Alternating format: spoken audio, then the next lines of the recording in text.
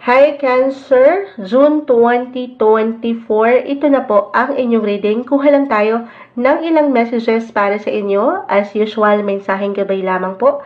Ano nga bang parating sa inyo ngayong bagong buwan ng Hunyo? We'll be straightforward, hopefully, sa ating reading. Kasi minsan, napapahaba lang yung pagbasa natin dahil maraming nais iparating ang baraha. Tayo po ay general message. Just only take what resonate. Okay, at tayo rin po ay live ngayon sa OIT. Maraming salamat sa ilang nakikiabang sa live reading natin. For Cancer, Water Signs. Okay, Cancer, June 2024. Anong maiiwan natin para sa kanila? Message. Cancer. Ayan, may sumasama agad sa aking kamay. Cancer, June 2024. Ayan. Ito lang umangat ang kunin natin. So, Judgment card ay narito. The Lovers. This one is in reverse. The Sun, reverse. So, nakakakuha tayo ng ilang reversal cards. Pero hindi naman po ibig sabihin ay hindi okay. Meron lang po yung kalakip na mensahe. The Ace of Swords. Ace and Knight of Swords. So, kumpol po silang bumagsak. Huwag po kayong mag-alala dahil bago pa man tayo mag-start, sinushuffle natin mabuti ang mga bagay-bagay. So, the Lovers. Unahin na natin ito. The Sun, the Lovers, both are in reverse. Okay, usaping pag-ibig, relasyon, no matter what your relationship status right now, Cancer. Okay. Parang maaring higit kayong maging private, low-key, kumbaga tahimik nyo lang ilalaban ang relasyong ito or ipaglalaban or kumbaga ano lang kayo, kalma lang, chill.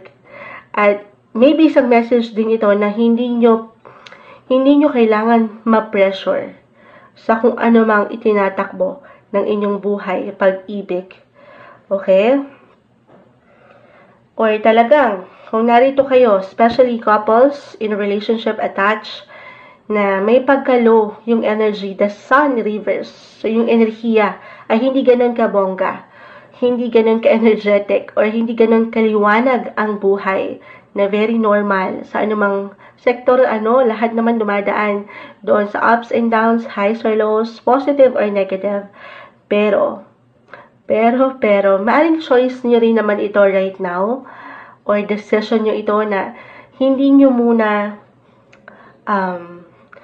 lalo pa sa ilan na nagsisimula pa lang, couples, again, kumbaga, hindi nyo ito agad-agad ipapamalita sa buong madlang people.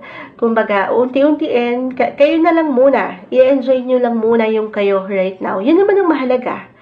Lalo pa nga po kung nagsisimula pa lang kayo, iwas kayo sa intriga or sa ilang evil eye kung naniniwala kayo dyan na, di ba, parang ang tao mabilis manghusga, lalo sa social media. Makita lang kayo magkasama, sabihin sa isip ng ilan. Hindi nyo man napupuna. Baka meron silang, sa true lang, mag-highlight ito, makaka-relate itong nami-mention ni Moonchild astrologically, bilang mag-highlight this month ang inyong 12th house of hidden behind the scenes, secrets. So, it could be positive or negative. Kung aking i-apply yan sa aking nami-mention sa relasyon, maybe isang sign ito. Okay, a reminder na hindi nyo kailangang i-post, ipamalita, ipagsabi, ipaalam sa lahat kung ano yung ganap sa inyong buhay right now, especially sa relasyon. Okay? It's okay na maging low-key lang muna. Kasi hindi lahat ng, alam mo yun, sa palagay mo or pakiramdam mo ay concern talaga sa'yo ay totoo. Totoo yan. Yan ang realidad. So, hanggang kaya, maybe a reminder yan para sa ilan na kayo na lang muna. Okay? Get to know each other, enjoy nyo yung company, or kung meron kayong plano together, mag-asawa or magkapareha, plano ba ito na halimbawa, meron kayong plano na magsama na sa isang bubong, or meron kayong planong bilhin, kahit sa simpleng bagay, hanggat maaari, kayo na lang muna. Okay? Yun lang naman. Biglang napasok sa isipan kayong ganong eksena. Kasi yung iba, 'Di ba? Yung sabi ko nga, baka yung naiisip ng ilan, makita lang nila na magkasama kayo, kahit over the net ito, agad-agad huhusgahan na kayo, ay, sa una lang yan. 'Di ba? So, baka namamanifest, guys. So, ayaw natin yon. Baka mapaurong, maudlot pa. Lalo pa para sa ilan na nagsisimula pa lang. So, take it easy. This is the best time na sarilinin na lang muna ang mga bagay-bagay. Okay? Yun lang naman. Other messages, kung hindi yun mag-apply at wala pa naman sa inyong isipan talaga ang love life, single especially, then more on self-care itong aking nakikita. Pero maring mag-apply din naman dito sa mga meron ng partner. More on self-care, self-love. Meron kayong gustong, ayan, nililinaw tayo ng ilang doggies. Mukhang kailangan ko munang mag-pause. Wait lang, guys. Ayan, tayo po ay nagbabalik. Pero, ayan nga. Para sa mga Cancer, meron akong pakiramdam dito na maaring meron kayong something, kahit sa simpleng plano ngayon pa lang, bilang gusto nyo nang makakita syempre pa ng improvements, nung kagandahan or kalakasan. The sun kasi is in reverse. So, maybe a reminder din po to recharge your energy, magpahinga, mag-relax, mag-spa. Ayan, kung meron talaga kayong nais i-improve sa inyong buhay, kalusugan, ayan, parang message din to kay Moonchild. Bilang kayo ay aking mga katukayo, pare-pareho tayong Sun and Cancer. So, take care of your health. Ayan, hindi po isang medical advisor ang Moonchild, pero prioritize yourself, Cancer. Physically, mentally, emotionally, ayan, maaring meron kayong, kahit, sabi ko nga, baka dito mag-apply yung, kahit simpleng project lang ito, ano ba to? Balik alindog ba ito? Program? Ayan. Isama nyo dyan. Idamay nyo na dyan si Moonchild. Kung baka gusto nyo makakita ng improvement sa inyong self, yung inyong sarili, kalusugan, again, physically, mentally, emotionally, magpaganda. Mag-relax. Kung paano kayo higit na, alam niyo yun, makakaora. Makakaora, hindi. Kasi may pagka-low-key tayong nakikita eh. So, tahimik lang. Tahimik lang din tong simulan, bigyan ng pag-aksyon. Kung gusto nyong mabago ang ilang bagay-bagay dyan, gulatin nyo sila, Cancer. Ayan. Kasi dito, ayan, meron ditong parang ilang changes, ilang pagbabago patungo sa mas ikay-improve ng isang Cancer. Again, physically, mentally, emotionally. Ayan. So, may pag-bloom, may glow up na magaganap. Ngayong June, kumbaga, tahimik nyo itong ipoproseso, ilalaban, ganun. So, about career tayo. Kung dito yung mag-apply, actually, si Planet Mars, astrologically, is currently still in your 10th house of career. Knight of Swords, Ace of Swords ay narito, so definitely, i-relate, tama. I-relate ko sila sa isa't isa dahil nandito pa yung pag-init. Ayan, yung patuloy yung paglaban sa kabila ng ilang kababaan ng enerhiya. Minsan, napapagod tayo, nagkakasakit. Napaka-normal, bilang si Moonchild ay masamang pakiramdam pero lumalaban. Ayan. Dahil dito sa gusto nyong mariting, andito yung energy. Mars po is the planet of energy and action. So, umaangat yung iyong pagiging action-oriented pa rin dito.